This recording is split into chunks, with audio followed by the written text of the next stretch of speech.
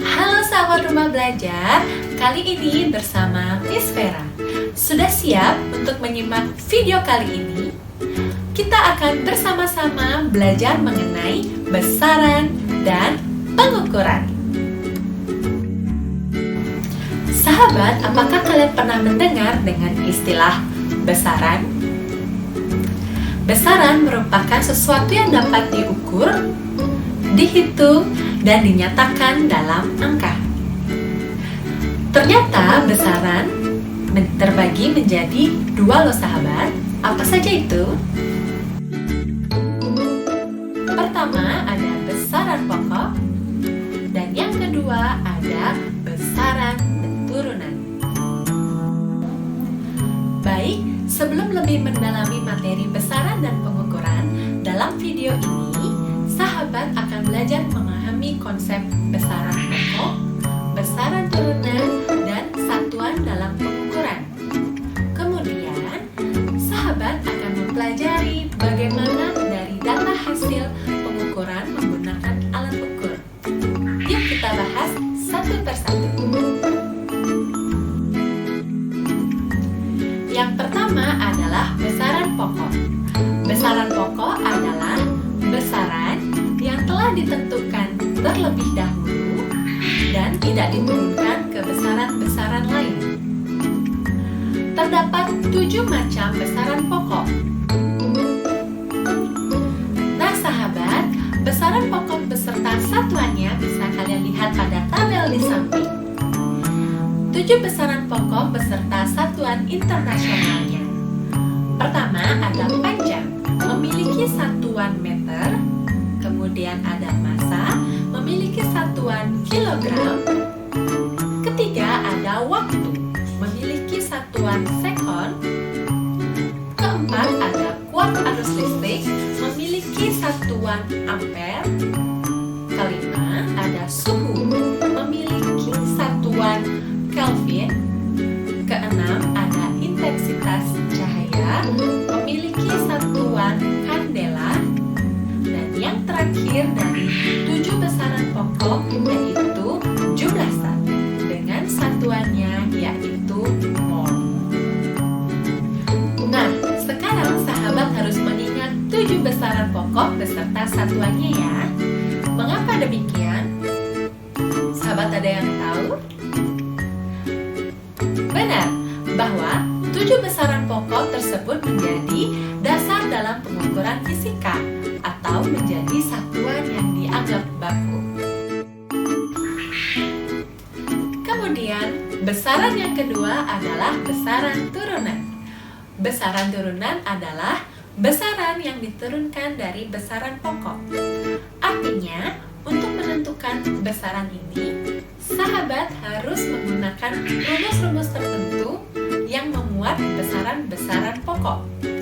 Contoh dari besaran turunan seperti luas, volume, kecepatan, percepatan, gaya, usaha, dan sebagainya.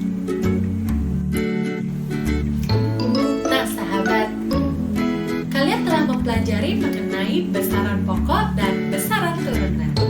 Sekarang kita akan membahas mengenai pengukuran.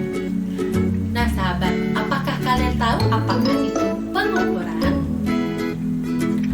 Pengukuran adalah merupakan sebuah proses membandingkan suatu besaran yang diukur menggunakan besaran lain yang sudah ditentukan skala dan satuannya. Sekarang mari kita bahas mengenai pengukuran panjang. Kita akan membahas pengukuran panjang. Dalam besaran pokok, panjang memiliki alat ukur yang digunakan sebagai pengukuran panjang. Apakah sahabat bisa menyebutkannya? Ya, yang sering kalian gunakan yang pertama adalah mistar atau bisa kita sebut dengan penggaris. Kemudian yang kedua ada jangka sorong. Dan yang ketiga ada mikrometer skrum. Nah, dari alat-alat tersebut kita akan bahas bagaimana cara pengukurannya. Nah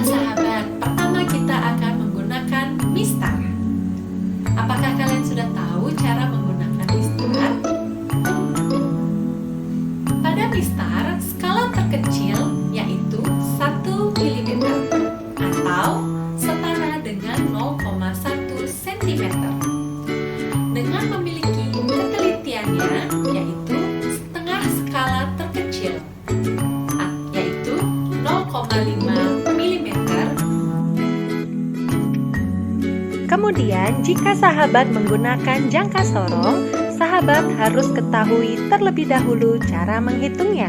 Disimak baik-baik ya.